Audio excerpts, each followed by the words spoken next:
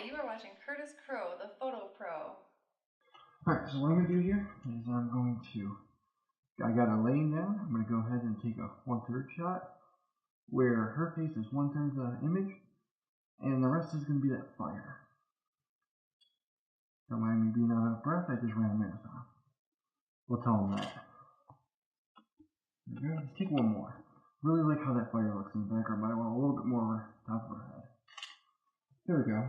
So, that kind of makes it interesting subject, and if you want, you can change your angle a little bit. So that we go like this. A little bit more of that fireplace. And you scoop. And then take that image one more time with a little bit more of that fire.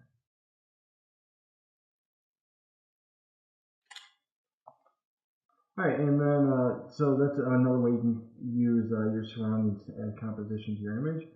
It's always good to get portrait shots and landscape shots of all the different types of poses.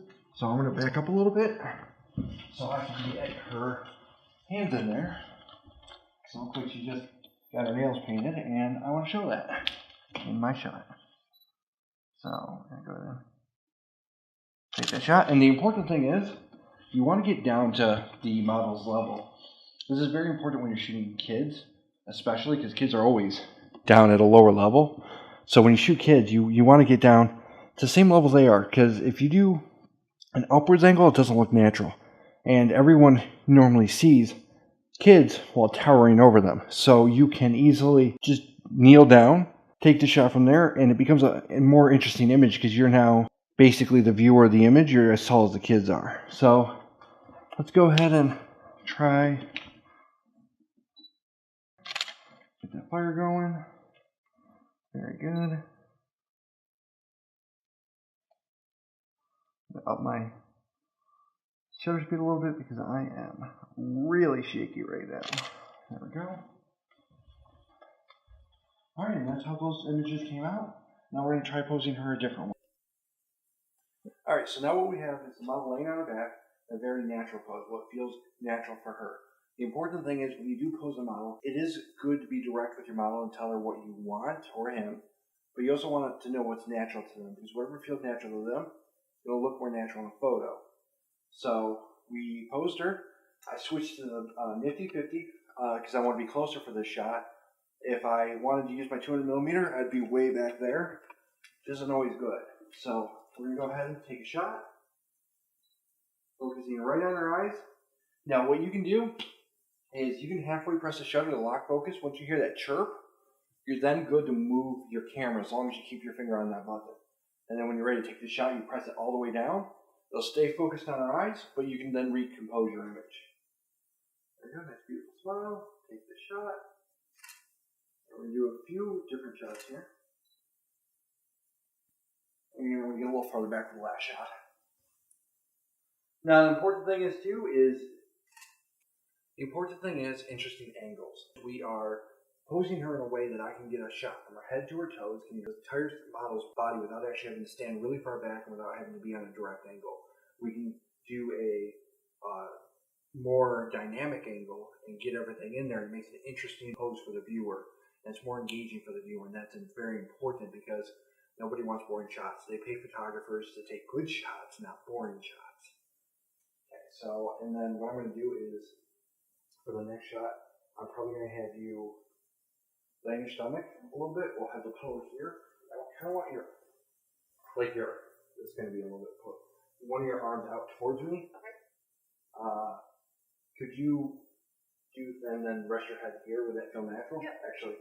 Like, just like this? That's there. Does that feel natural? Yeah. Okay, good. Have this arm just a little bit more out, but your hand very relaxed. Like that? Yeah.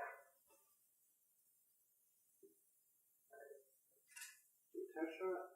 Okay, we're going to change a couple of the settings real quick. Just add a little bit more brightness to the image. Focus right on the eyes.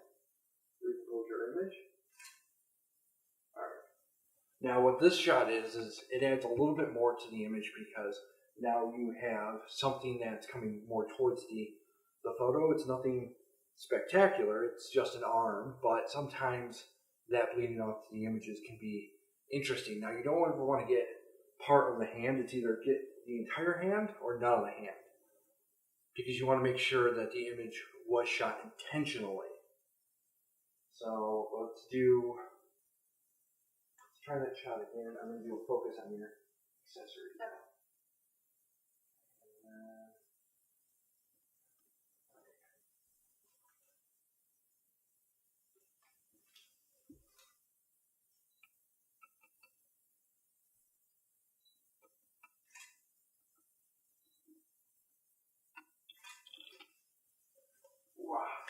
Now what I did here was I took a couple shots of accessories that she has on her, rings, bracelets. A lot of these things have sentimental value. It's important to get those shots as well, because they're just as much a part of the photo shoot as the subject herself.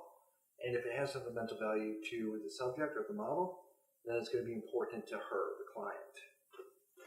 All right, now we're going to do another shot like that. Let's do Opposite? Yeah, let's do that. Lay it on the side. Okay, like how your legs are, and then do another shot of your hands there. And then ring shot here. We used her shirt in order to bring a pink background in. Her nails do match the color of the shot overall, and you definitely want to be conscious of colors when you're shooting. All right, we're probably done with the couch, and we're going to move to a different room now. Alright, so what I'm going to show you here is using objects to be in the foreground that are blurred out using a low f-stop or a large aperture in order to get an artistic effect on your image. So I'm using these flowers right here to be in front of me, and I'm not going to focus on the flowers. I'm going to use my spot focus to focus on her eyes, just as we should for all portrait shots, as long as the model's face is the subject, and we're going to make that the hero of the image. So I'm going to go ahead and take that image, shoot it at 1.8, and we are going to, we have the natural lighting over here, casting over her face. We got half her face lit up by that natural lighting, and a little bit over on the other side. So that's kind of the way I like it. Around it, get a little bit of that flower action going. And boom, we centered her in the image. The rule of thirds still apply, because the 1/3 point is actually on the flowers. It doesn't necessarily have to be in focus for it to be part of the image. You can try Dutch angles if you want for something like this, if you're trying to do a little bit more artsy. The only thing I recommend is watch out for these blades, make sure they don't hit the eyes, the nose, or the mouth, because when you go to edit that, it can cause problems. Also, if the model has a lot of blemishes, you also want to make sure that you don't necessarily have any blades going across blemishes, because when you go to edit those out, it will obviously get rid of the actual piece of flower.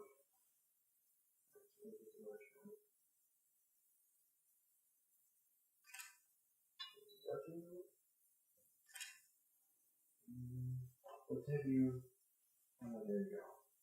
You can always add more to the image by posing the model differently. You don't want the same exact pose for every shot, otherwise it's just different backgrounds.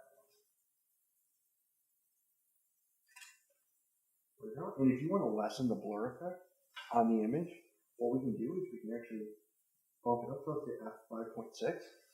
A lot of people know f5.6 from the kit lens. It's the lowest aperture. You can shoot at 55 millimeters. So we're going to check our exposure real quick, and it shows it's a little low. So I'm going to up it to 400 and drop the shutter speed. Now on the nifty 50, you should never really drop it below, I'd say, 120th of a second. So we're going to go, or 125th of a second, I'm sorry. We're going to go to 125th of a second. So it's just a little bit higher. I'm going to give that a try. I'm going to see how that affects the blur. Now, the model's face is much sharper now, which can be a desired effect, but I want the background to be a little bit more blurred. So this was a little too sharp for us. So we're going to now drop it down. And the important thing is that we do trial and error, because that's how we learn. So we started at f1.5, or 1.8. That was a little too much. F5.6 was, f1.8 was too blurry. F5.6 was too sharp. So we're going to try f3.2.